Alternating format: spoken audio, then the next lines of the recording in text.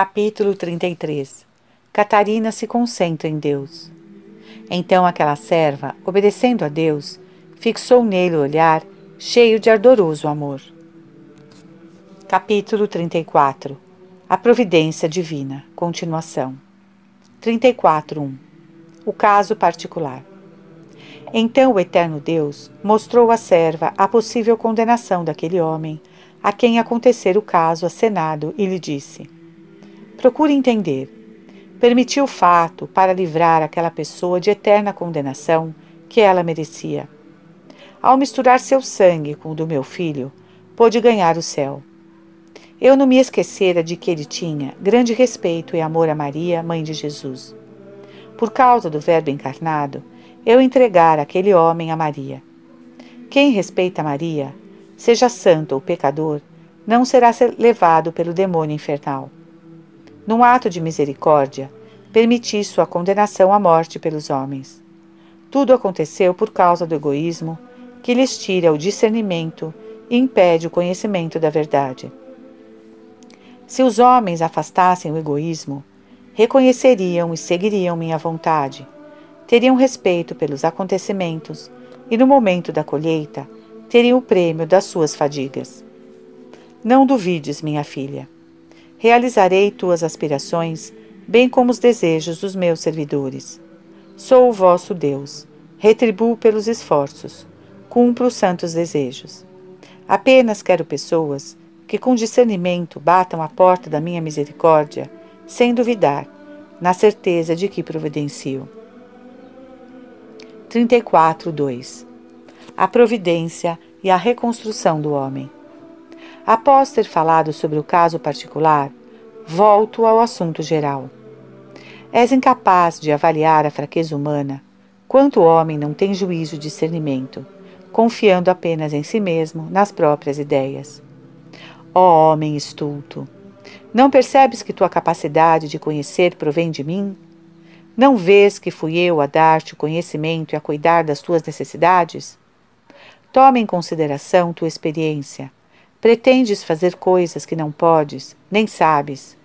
Quando podes, não sabes, e quando sabes, não podes. Umas vezes queres, mas não dispões de tempo. Outras vezes dispões de tempo e não queres. Acontece que tudo isso, para teu bem, depende de mim. Deves reconhecer que nada és. Deves humilhar-te, deixar o orgulho.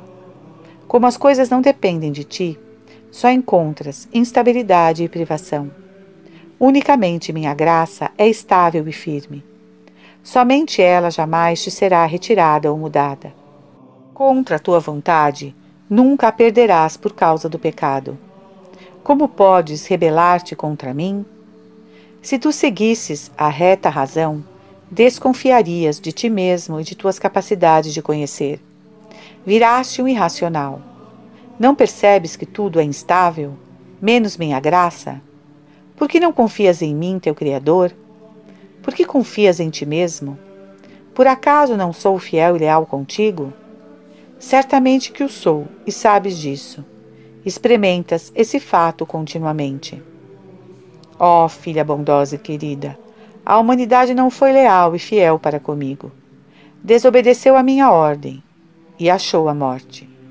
De minha parte, mantive a fidelidade. Conservei a finalidade para a qual a criara, com a intenção de dar ao homem a felicidade. Uni a natureza divina, tão perfeita, à mísera natureza humana. Resgatei a humanidade. Restituí-lhe a graça pela morte de meu filho. Os homens sabem de tudo isso, mas não acreditam que sou poderoso para socorrê-los, forte para auxiliá-los e defendê-los dos inimigos. Sábio para iluminar suas inteligências, clemente para fornecer-lhes o necessário à salvação, rico para locupletá-los, belo para aprimorá-los, possuidor de bens para nutri-los e de roupas para vesti-los. Seu modo de viver diz que não confiam em mim. Caso contrário, suas ações seriam santas e honestas. De fato, porém, os homens manifestam que sou poderoso. Conservo-lhes o ser. Defendo-os de seus inimigos. Eles mesmos sabem que nenhum adversário resiste ao meu poder e força. Se não o compreendem, é porque não querem. Sabiamente organizei o universo e com ordem o governo. Nada lhe falta, nada lhe pode ser acrescentado. Também na alma e no corpo humano, tudo foi previsto sem qualquer exigência prévia de vossa parte. Não existíeis quando vos criei. Então somente existia meu espírito. Gênesis 1, 2. Espontaneamente criei o céu e a terra, o mar e o firmamento. O céu a movimentar-se em cima de vós, o ar necessário à respiração, o fogo e a água que mutuamente se apagam, o sol que afugenta a escuridão. Tudo ordenei segundo as necessidades do homem. A atmosfera ornada de pássaros, a terra que germina frutos, os numerosos animais que servem de alimento, o mar com seus peixes. Tudo fiz com ordem e providência. E depois de dar o ser a todas as coisas com bondade e perfeição, criei o homem à minha imagem e semelhança e o coloquei neste jardim. Infelizmente, por causa do pecado de Adão, esse jardim produziu espinheiros onde antes só havia flores perfumadas, puras, belíssimas na inocência. Antes do pecado, os seres obedeciam ao homem. Depois, por culpa da desobediência de Adão, o homem sentiu a rebeldia dentro de si e nos seres. Selvagem ficou sendo o mundo, igualmente o homem, que constitui um outro mundo. Enviei depois ao mundo o Verbo encarnado, que destruiu a maldade do mundo, arrancou os espinheiros do pecado original e construiu um novo jardim. Irrigou-o com o próprio sangue, semeou os 7 dons do Espírito Santo, dizimou o pecado mortal. Foi o que aconteceu por ocasião da morte de Jesus. Disso temos uma figura no Antigo Testamento, quando pediram a Eliseu que ressuscitasse um morto, segundo a Reis 4, 25 e seguintes. Ele não foi, mas mandou Giese, dizendo-lhe que pusesse o seu bastão sobre o rapaz. Giese foi, fez o que Eliseu ordenara, mas o defunto não ressuscitou. Ao saber do ocorrido, Eliseu foi pessoalmente, deitou-se com todos os seus membros sobre o morto e soprou 7 vezes em sua boca. Então o jovem espirrou 7 vezes, em sinal de que revivera. Outra figura é a de Moisés, que mandei com o bastão da lei para a humanidade morta. Também a lei não produziu a vida. Gálatas 3:11. Por minha vontade, veio então meu filho, de quem Eliseu fora uma figura. Tomou a semelhança do homem morto pelo pecado, através da união da natureza divina com a humana. A natureza divina uniu-se com todos os seus membros, ou seja, com o poder meu, com a sabedoria do Filho e com a clemência do Espírito Santo.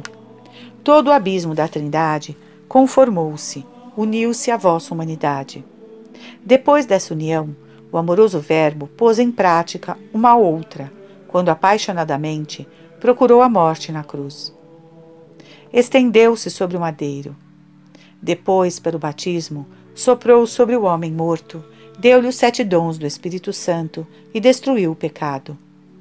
Cristo sopra, a fim de indicar que possui a vida e que expulsa para longe os 7 vícios capitais.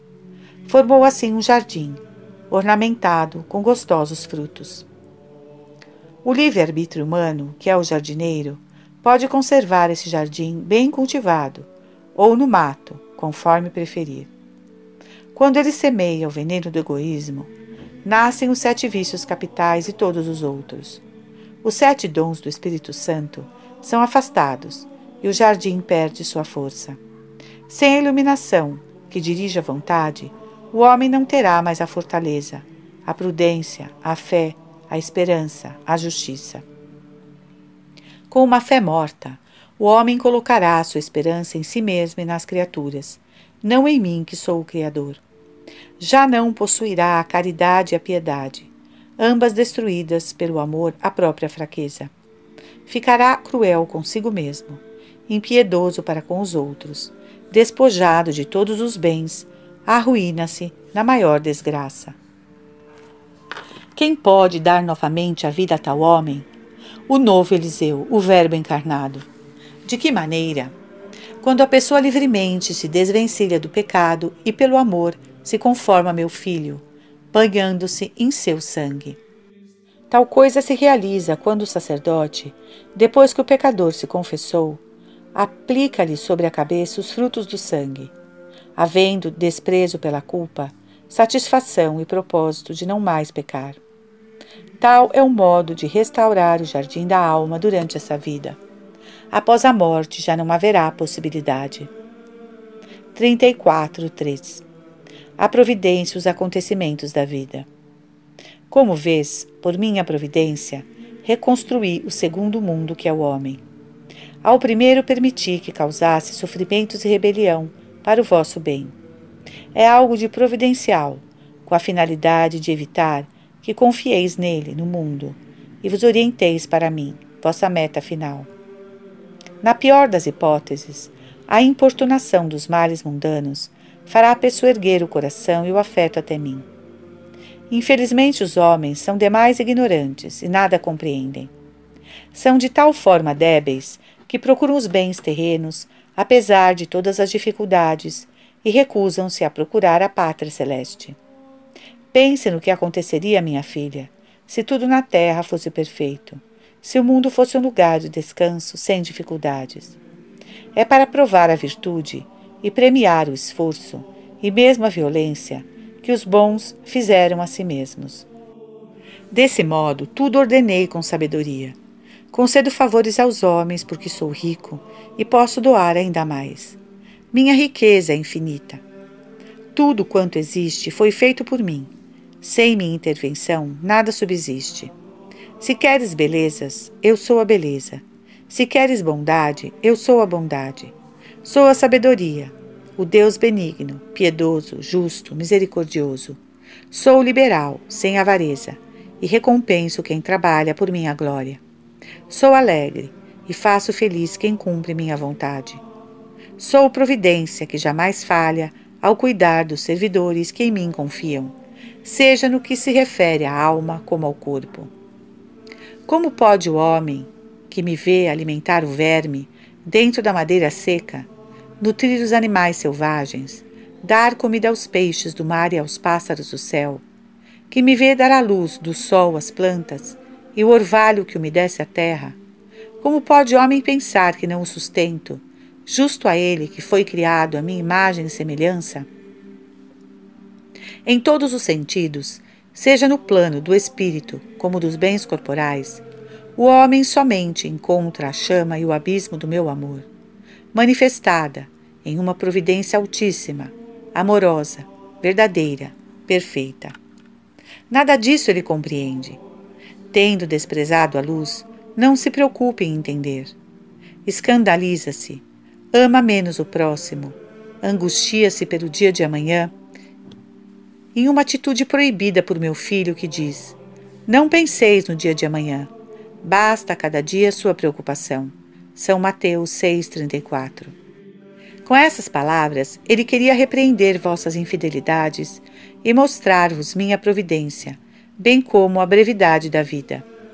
Dizia: não penseis no dia de amanhã. Como a significar? Não penseis nas realidades incertas, basta o presente. Mediante meu filho, ensinei a pedir-me primeiro o reino do céu, isto é, uma vida santa e honesta. Quanto às realidades menores, bem sei que delas precisais. Por isso, na criação, ordenei à terra que produzisse frutos. Gênesis 1:11. Por falta de confiança em mim, o homem infeliz costuma fechar seu coração e as mãos ao próximo. Por não ler e não viver a mensagem de Jesus, torna-se insuportável a si mesmo. Todo erro está em confiar em si mesmo, não em mim.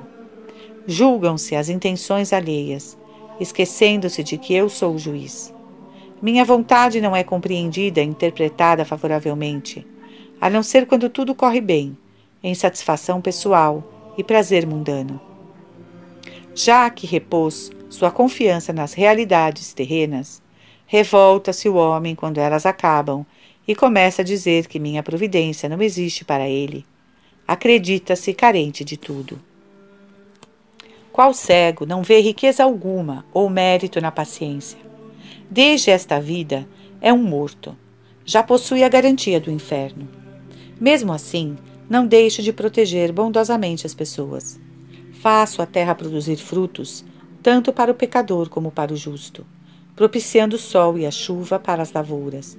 Algumas vezes, o pecador recebe até mais do que o justo. Ajo assim para dar maiores riquezas espirituais ao justo, que por meu amor se despojou de bens materiais e mesmo da vontade própria. Esses últimos tornam perfeitas suas almas, alegram-se no abismo do meu amor, despreocupam-se das riquezas e de si mesmos. Dirijo-os espiritualmente e materialmente. Uso para com eles uma providência especial, acrescentada à geral. O Espírito Santo lhes é servidor. Se bem recordas, leste na vida dos santos padres, que certa vez adoeceu um eremita, que tudo abandonara para me glorificar. O Espírito Santo enviou um anjo, que cuidasse de suas necessidades. Enquanto seu corpo era socorrido, sua alma alegrava-se grandemente com a presença do enviado de Deus. O Espírito Santo é qual mãe a nutrir no divino amor. Ele liberta o homem, torna-o dono de si, isento da escravidão, do egoísmo. A chama da minha caridade não sobrevive junto ao egoísmo. Qual servidor, dado por minha providência, o Espírito Santo reveste o homem, alimenta-o, inebria-o de gozo e abundância.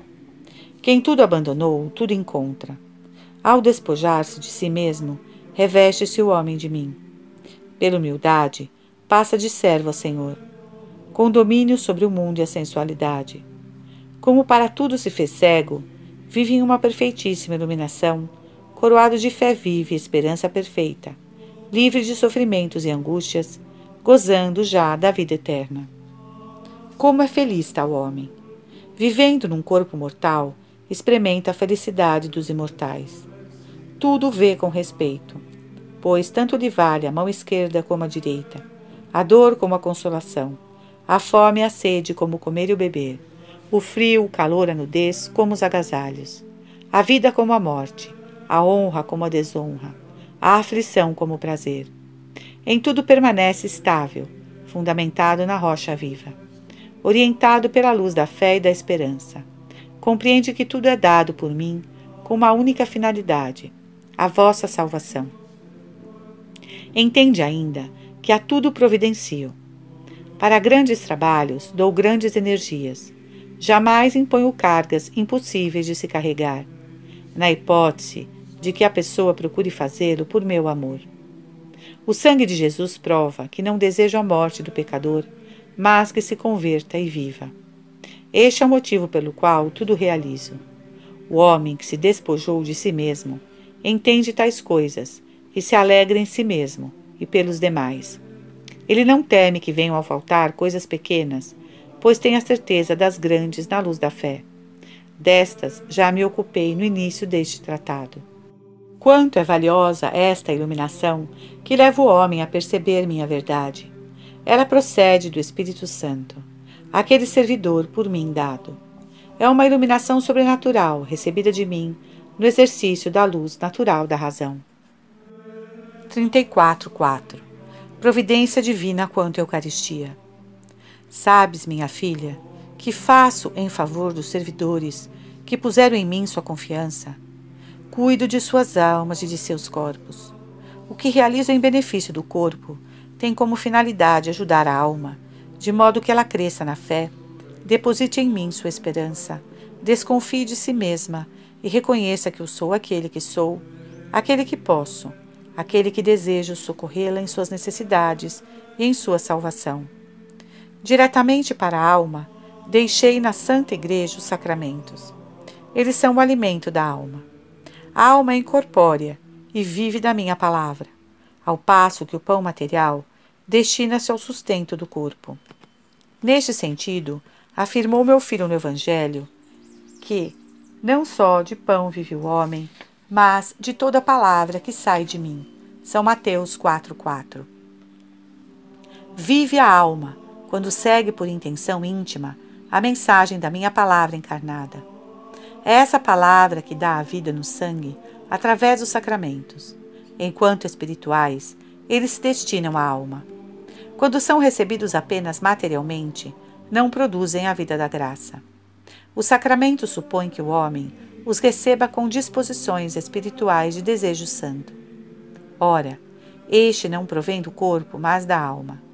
Em tal sentido afirmei que os sacramentos são espirituais e destinam-se à alma, que é incorpórea. Embora ministrados através do corpo, quem os recebe é o desejo da alma. Algumas vezes, para aumentar o anseio e desejo santo, leva a pessoa a querer os sacramentos sem poder recebê-los. Essa impossibilidade faz aumentar a aspiração da alma e a humilde consciência da própria dignidade. É o estratagema que uso para tornar o homem mais digno de comungar na Eucaristia.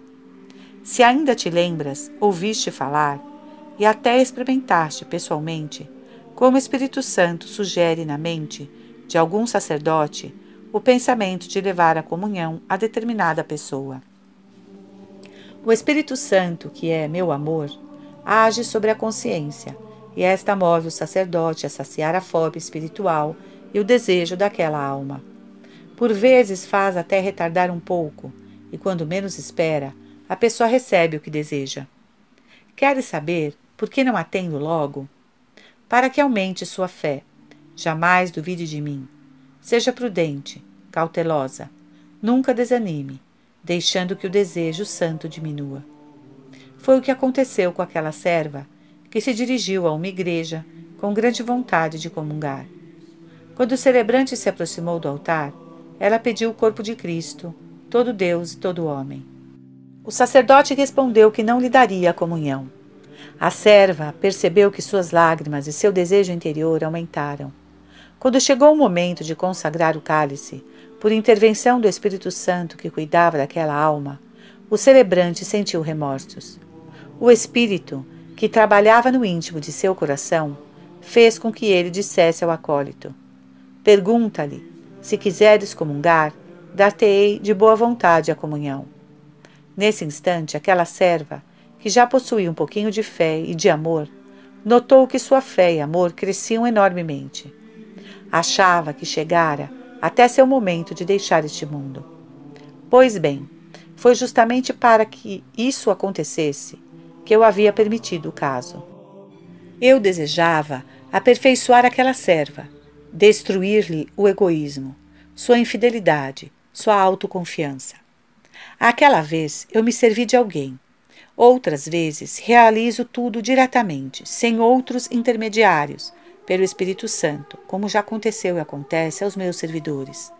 Vou narrar-te 2 fatos admiráveis que já conheces, a fim de aumentar tua fé e tua confiança em minha providência. Um dia, aquela serva estava na igreja. Era a festa da conversão de São Paulo. Sentia grande desejo de receber o pão da vida, o alimento dos anjos dado aos homens. Experimentou pedir a comunhão a quase todos os padres que iam celebrar. Mas, por desígnio meu, todos eles recusaram. Queria eu que ela compreendesse que, faltando-lhe o auxílio dos homens, nunca lhe falta do Criador. Durante a última missa, usei de um amoroso estratagema para inebriá-la com minha ação providente. Foi da seguinte forma: tendo aquela serva dito ao acólito que desejava comungar, ele nada disse ao celebrante. Sem uma resposta negativa deste último, ficou à espera com grande vontade de comungar. Terminada a missa, viu que ele também recusara. Nesse momento, aumentou tanto seu fervor que, por humildade, começou a sentir-se indigna da comunhão. Passou mesmo a acusar-se de presunção por ter querido aproximar-se de tão augusto mistério. Então eu, que exalto os humildes, arrebatei o sentimento daquela serva e a fiz conhecer-me como Pai no abismo da Trindade. Iluminei sua inteligência com meu poder, com a sabedoria do Filho e a clemência do Espírito Santo. A união foi perfeitíssima, ficando o corpo suspenso no ar. Como disse antes, ao tratar do estado de união, a união da alma comigo tornara-se mais perfeita do que com o corpo. Nesse abismo, aquela serva recebeu a comunhão satisfazendo seus desejos. Como prova de que eu atendera seu pedido, aquela serva conservou durante muitos dias, de modo extraordinário, o gosto e o odor do corpo e sangue de Jesus crucificado. Desse modo, ela se renovou sob a luz da minha providência, experimentando-a no amor. Tais acontecimentos foram percebidos somente pela serva, não pelos demais presentes. O segundo caso foi visível ao sacerdote, com quem aconteceu. A mesma serva queria muito ouvir a missa e comungar, mas não lhe foi possível ir à igreja na hora certa por causa de enfermidade corporal. Chegou atrasada, justamente no momento em que o celebrante consagrava. O padre estava em uma extremidade da igreja. Ele foi colocar-se na outra, pois haviam-na imposto de não ficar perto do altar. Pôs-se a chorar, dizendo: Ó minha alma, como és infeliz! Não vês quantas graças recebeste? Estás na casa de Deus, vês o seu ministro. Por teus pecados mereces ir para o inferno. Seu ardor não se acalmava. Pelo contrário, quanto mais ela mergulhava na própria pequenez, mais ele crescia. A fé e a confiança mostravam-lhe minha bondade, e a serva se consignava ao Espírito Santo, o servidor, para que ele saciasse sua fome espiritual. Realizei então seu desejo por um modo que ela mesma não imaginava. Quando o celebrante foi dividir a hóstia para comungar, ao parti-la, uma pequena parte caiu, e por vontade minha, deixou o altar, e foi até o outro lado da igreja, onde estava a serva. Acreditando que fosse um fato visível, ela comungou. Inflamada de amor, pensava que eu a tivesse atendido visivelmente, como diversas vezes já acontecera. Mas o celebrante não pensava assim. Não encontrando o pedaço da hóstia, sentiu grande angústia. Então o Espírito Santo revelou-lhe interiormente quem o recebera em comunhão. Mas ele ficou em dúvida, até que conversasse com aquela serva. Talvez perguntarás, se eu não podia ter afastado o impedimento corporal, fazendo com que a serva chegasse na hora certa e comungasse pelas mãos do celebrante. Sem dúvida, mas eu quis que ela experimentasse o poder que tenho de realizar seus desejos, mesmo com meios maravilhosos, com ou sem a colaboração das criaturas, em qualquer tempo e condição, por maneiras que ela soubesse ou não imaginar. 34.5. A providência divina e os estados da alma. Filha querida, seja-te suficiente quanto falei da minha providência relativamente às pessoas que amam a Eucaristia e demais sacramentos de acordo com suas necessidades. Passo agora a dizer-te algo sobre a maneira como me manifesto no íntimo da alma, sem participação do corpo e de meios externos. Já referi alguma coisa ao descrever os estados da alma, mas vou insistir.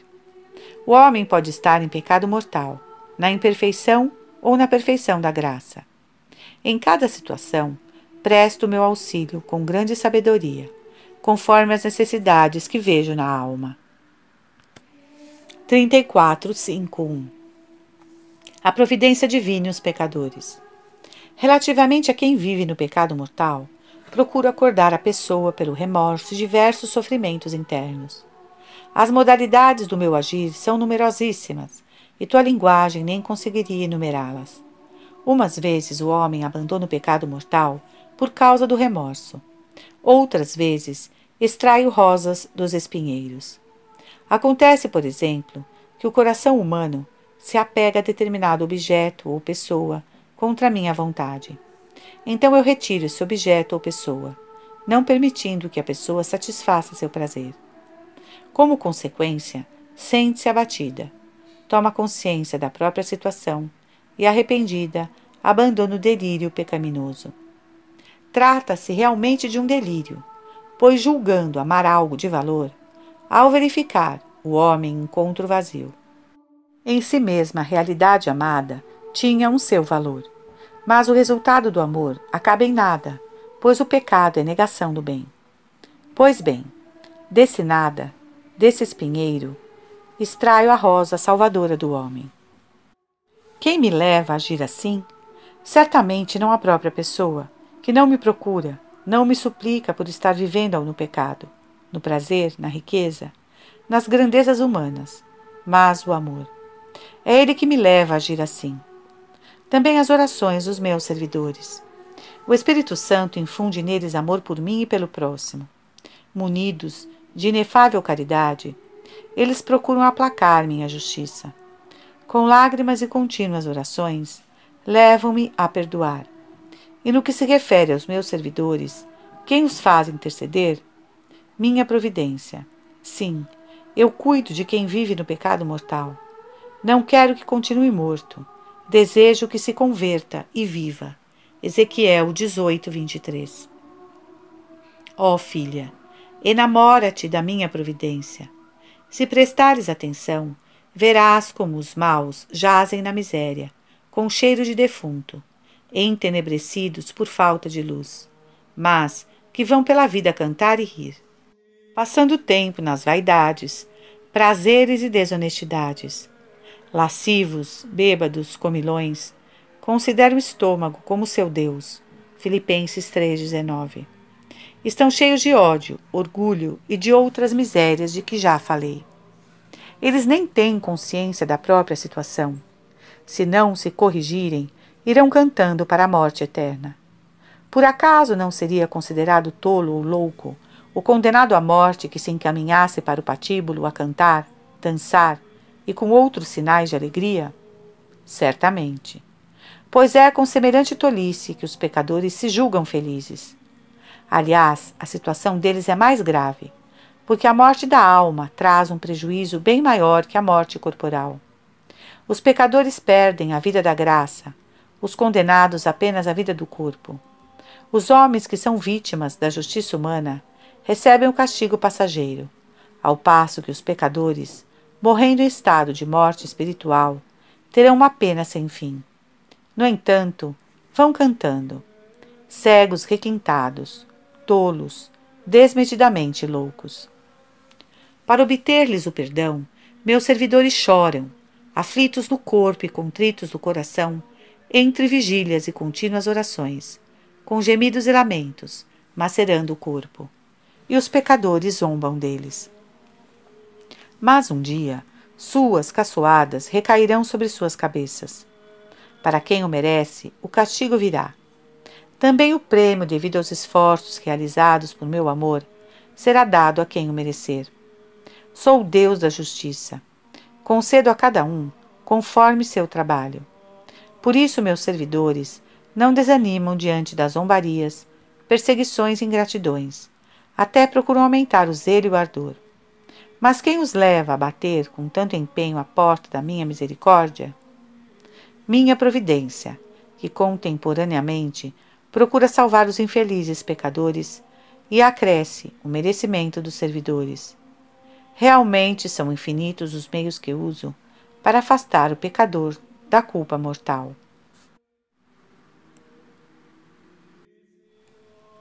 34:5.1 A providência divina e os pecadores.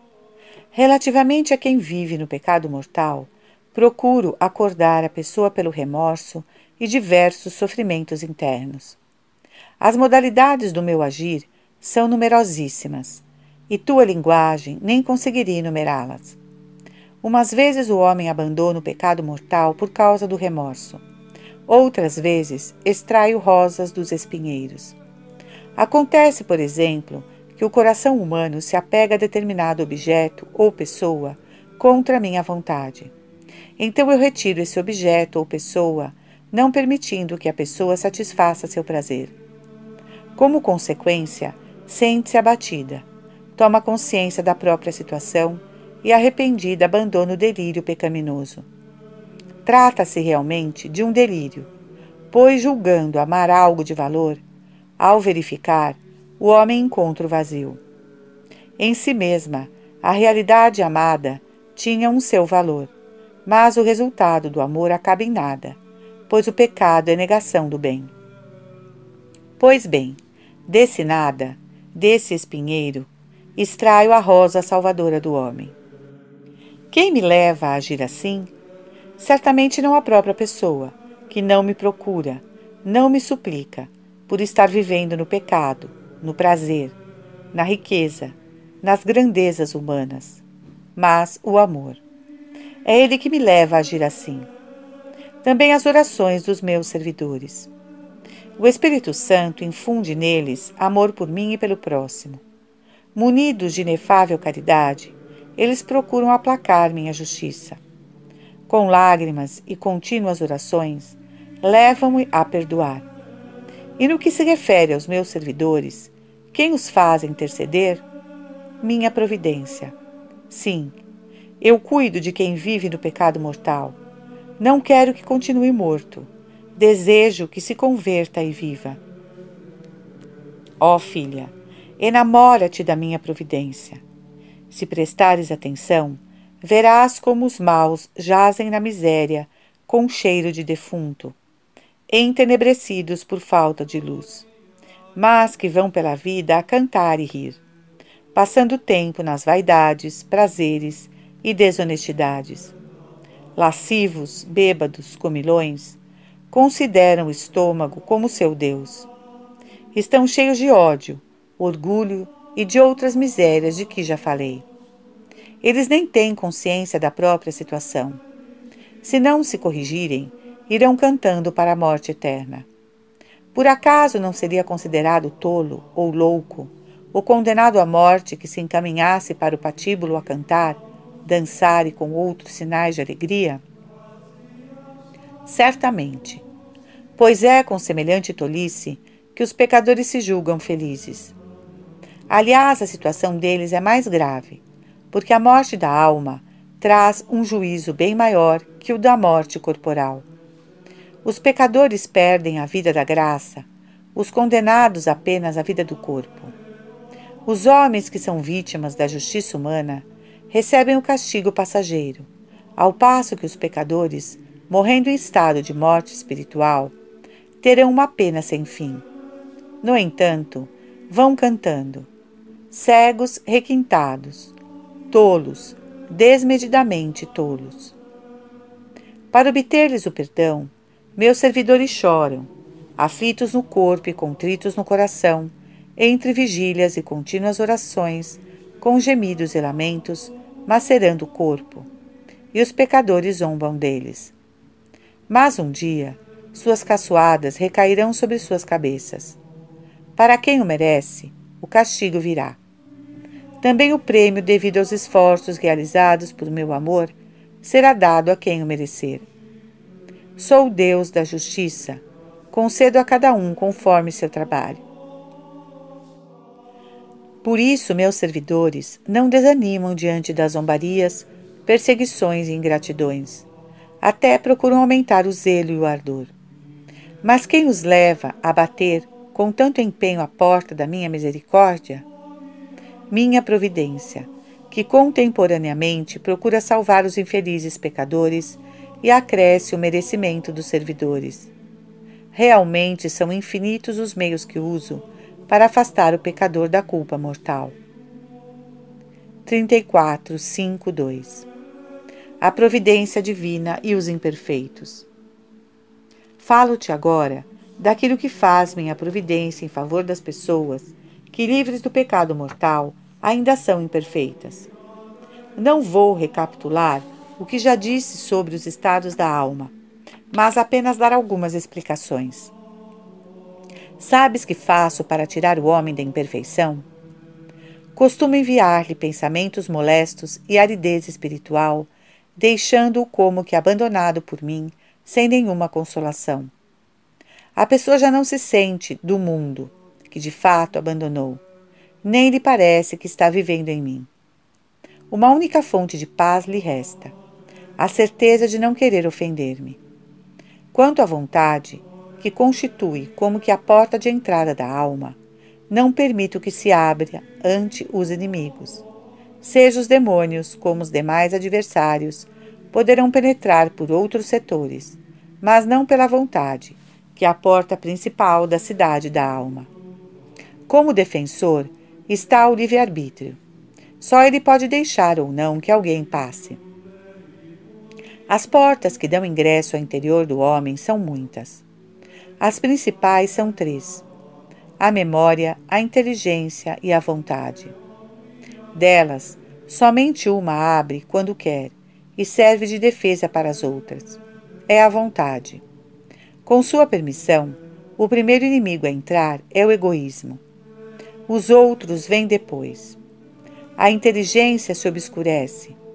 A memória dá acolhida ao ódio, que faz lembrar as ofensas recebidas e se opõe à caridade pelo próximo.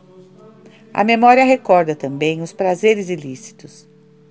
Depois de abertas essas portas, escancaram-se os portões dos sentidos que refletem em si o amor desordenado e as más ações. O olho ocupa-se em ver coisas que não deve. Por sua volubilidade, vaidade, desonestidade e trejeitos, capta a morte para a própria pessoa e para os demais. Ó olho infeliz!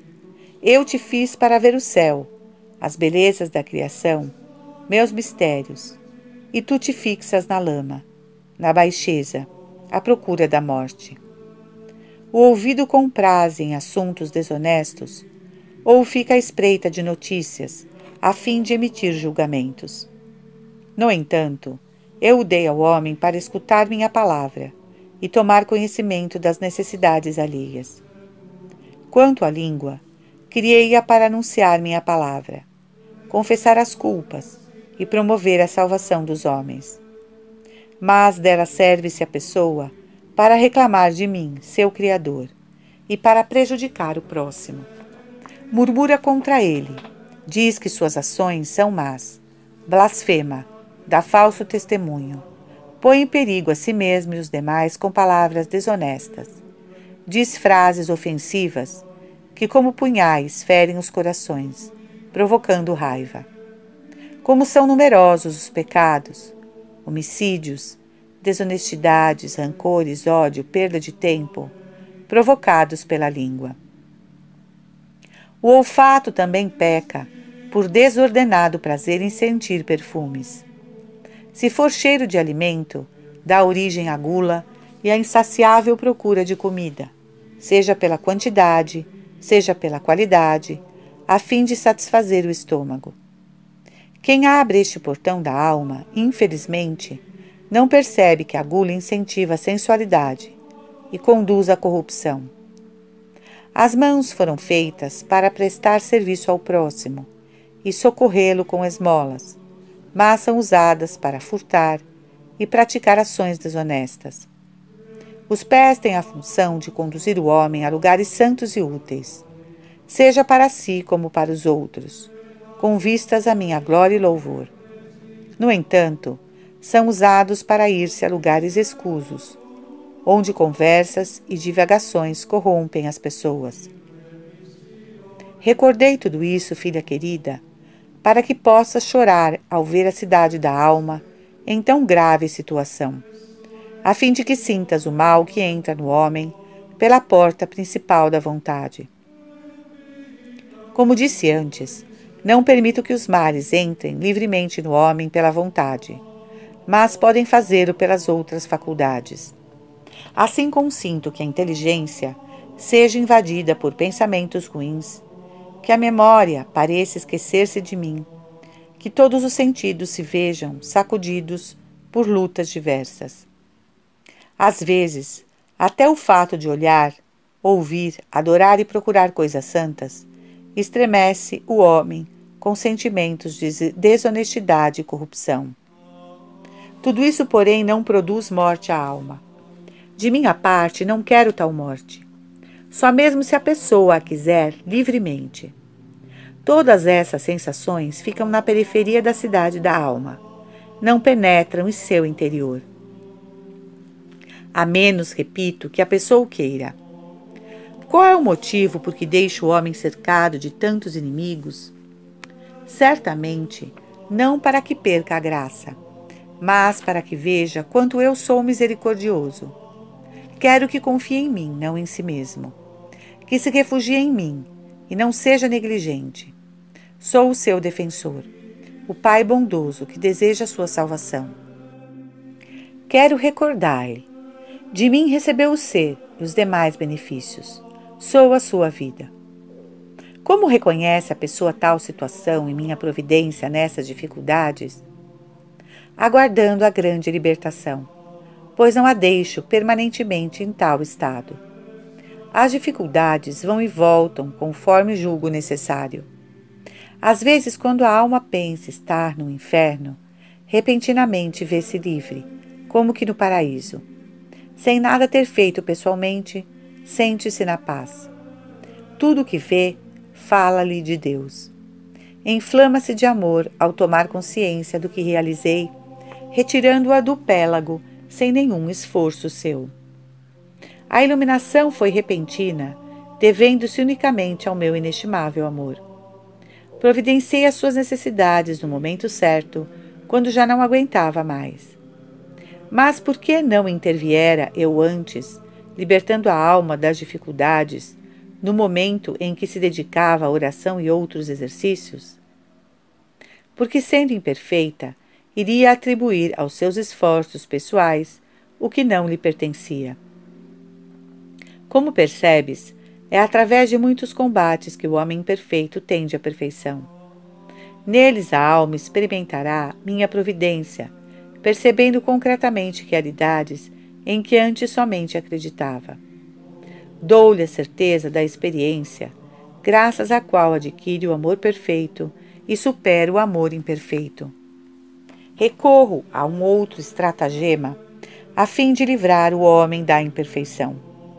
Faço a pessoa adquirir um amor particular pelas criaturas, acrescentado ao amor comum espiritual. Desse modo, o homem pratica as virtudes, supera a imperfeição, despoja-se de todo apego sensível às criaturas, mesmo pelo pai, mãe e irmãos, amando-os por minha causa.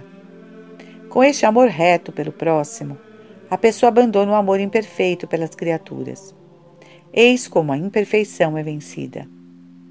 Um outro efeito desse amor ao próximo é o seguinte: revela-se a caridade que a pessoa tem por mim e pelo próximo, é ou não é perfeita.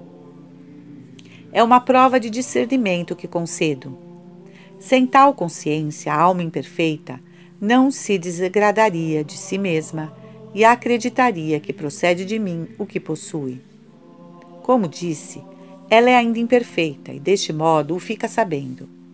Não há dúvida, sendo imperfeito o amor por mim, imperfeito será o amor pelos homens. Portanto, a caridade perfeita pelo próximo depende da caridade perfeita por mim.